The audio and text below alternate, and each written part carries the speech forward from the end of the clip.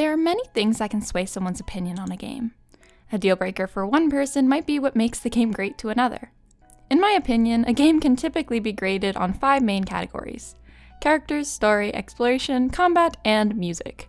However, that is not applicable to all types of games because honestly, when I made this criteria, it was more for RPGs and action games. But we're not talking about either of those groups today. We're talking about Kirby's Epic Yarn. So without further ado, let's get into my thoughts on Kirby's Epic Yarn. Kirby's Epic Yarn will always be one of those games that holds a really special place in my heart. It came out in 2010 when I was only 6 years old, and I remembered very fondly playing the game with my 2 younger brothers.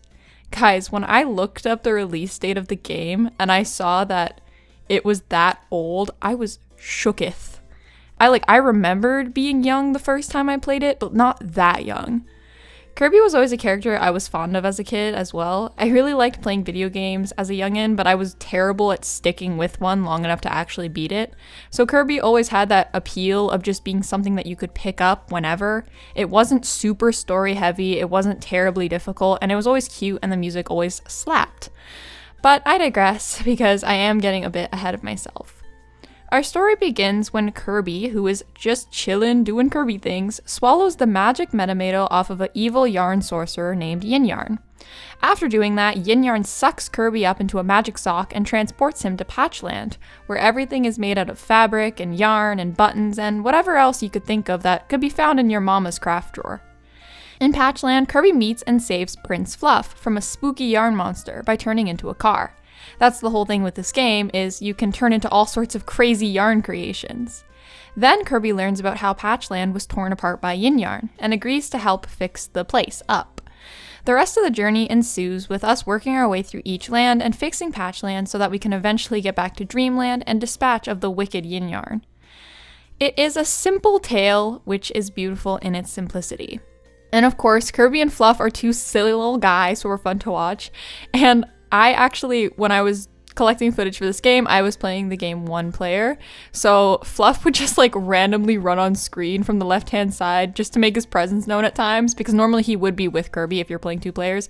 I feel like this game is more fun with a second person, in my opinion. I played it by myself and I had a good time, but I feel like it would have been more fun with someone else. But I really wish I had enlisted another person, but alas, I had no one at my disposal, so I played it by myself. Anyway, as I mentioned, you work through a few different lands throughout the game, totaling 8 separate worlds comprised of 4 regular levels, 1 boss level, and 2 bonus stages.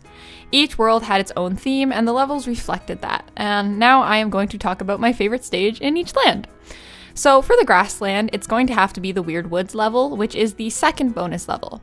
It actually was an odd pick for me because I typically don't really enjoy levels that are entirely one of the yarn gimmicks. In this one, you spend the whole thing flying around as a UFO, but I found the music to be very relaxing and the ambiance reminded me of the Macalania Woods from Final Fantasy X, and that area is one of my favorites of all time in all gaming, so Weird Woods just won it right there.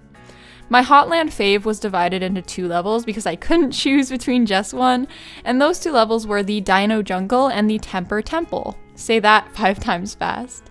I loved the Dino Jungle because it was just so cute. The dinos all looked so silly, and I actually had a fun time figuring out the treasure locations for this level. And best of all, of course, was the music. You'll hear me talk about the music a lot in this game because if you know me at all, you know how huge music is for me, and I love the music in Kirby's Epic Yarn. It's just so homey and nostalgic and just makes you feel so welcomed, even as Waddle-Doos are trying to beam you out of existence. And speaking of the music, that brings me to the reason why I picked Temper Temple. It was the music. I liked the gimmick, and the music also does play in Lava Landing, but I like Temper Temple better than Lava Landing. But guys, sometimes I think about this track just randomly out of the blue, and it always takes me the hottest, haha, get it, because it's a fire level, hottest like fire, but it takes me the hottest of seconds to remember what it's from. I literally implore you to go look it up on YouTube. Temper Temple, Kirby's Epic Yarn, just it's probably playing at some point in this video too, but look it up and let it grace your ear holes. The track also plays in Lava Landing, as I mentioned, but yeah, I picked Temper Temple over Lava Landing.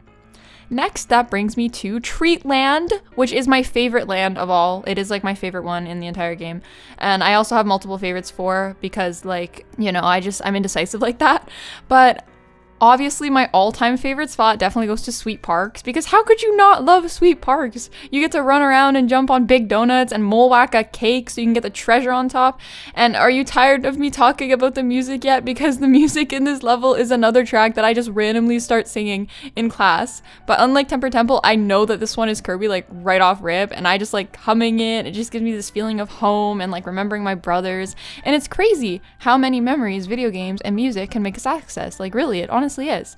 I also really wanted to mention the Mushroom Run and Melody Town just because of the ambiance of both levels. I really liked the bouncy mushrooms, although I'm not gonna lie, since I accidentally grew a mushroom in my room at home because I'm not home now because I'm away at school and my door is always closed and it's in the basement, so it's kind of like wet down there. I came home for like reading week and I was like, oh my god, there's a mushroom in my room, what the heck? So like now my parents are keeping an eye on the water level, like on the moisture level. I have like a dehumidifier in there now. That's kind of like taken my interest in mushrooms down a little because that was like a whole ordeal.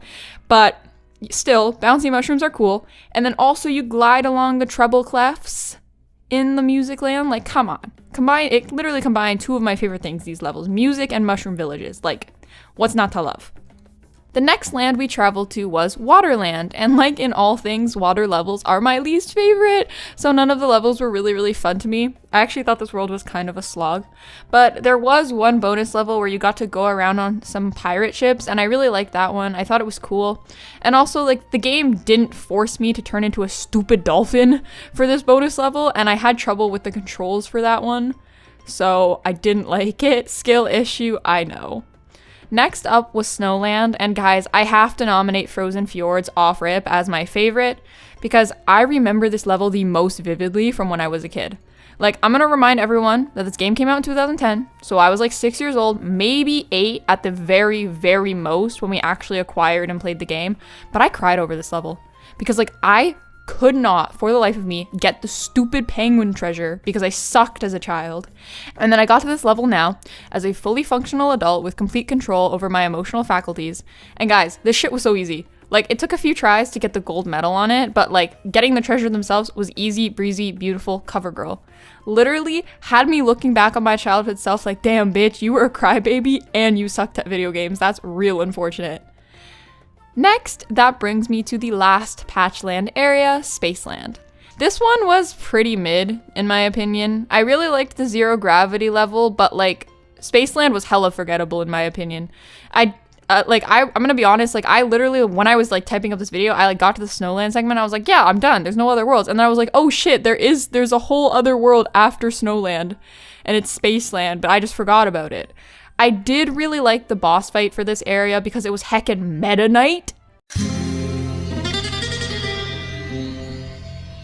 Kirby has... And who doesn't love Meta Knight? Come on. After us, the noble heroes stitched Patchland back together, we found the other magic sock and isekai'd ourselves back to Dreamland, which was crazy. Yin Yarn Dun did turn the whole place all yarny and stuff. Dreamland had tons of classic levels like the Wispy Woods and Castle DDD, and one of the bonus levels was even Battleship Halberd, which was my favorite because who doesn't love Meta Knight? Kirby has... Come on. But yeah, here in Dreamland, we kicked Yin Yarn's woolly butt and we restored peace to Dreamland and Patchland. We then say goodbye to Prince Fluff, which was a little sad, but at least if we want to visit him again, he's just one smelly sock jump away. Now, at this point, all of the base stuff in the game is done, but there are also some mini-games and collectibles, of course. Essentially, in Patch Square, you can help Mr. Don Wool build his apartment complex and welcome various tenants. You also get to like decorate their little apartments to convince them to move in, and it's pretty fun. It's like incentive to collect the treasures, you know? These tenants each have a little mini game. I thought it was really cute that each of these characters' names also related to their mini game. Zeke, like hide and seek, Zeke. Bead Tricks, like Beatrix, but with beads, because she's like the bead collecting one. Carry, like carry me through this level while having no fun at all. Buster, like bust these enemies up while having the most fun you've ever had. And Mara, who you race. And I honestly never put 2 and 2 together for the relation between Mara and racing. So if someone can tell me what that is, I would be eternally grateful. And I hope it's not super obvious because then I would feel stupid. My cautionary tale with these minigames is that they can become very tedious. So don't do what I did where I left them for the very end and had to do all of them in succession. Like I said, Busters were fine. And I actually really, really liked the hide and seek with Zeke. But Carrie's and Mara's were so fucking tedious, and Mara has the most levels in the game, unfortunately.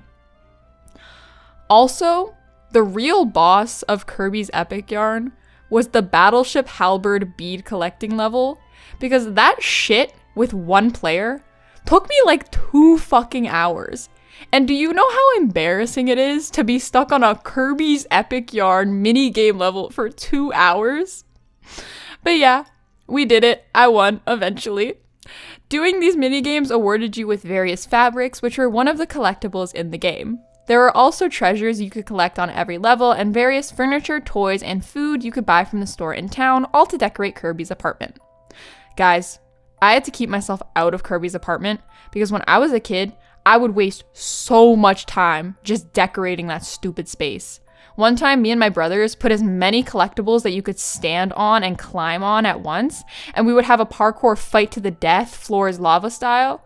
Like, there would be all of this actual game to play, and we would just be in Kirby's apartment playing floor is lava with him and Prince Fluff. I allowed myself to decorate my apartment one time when I was at the very end of the game, and it took me forever to pick out which fabrics I wanted, and like, don't even get me started on the furniture. I'm pretty happy with the results, even though it does still look a bit more cramped than I would have liked, but yeah, that's Kirby's apartment.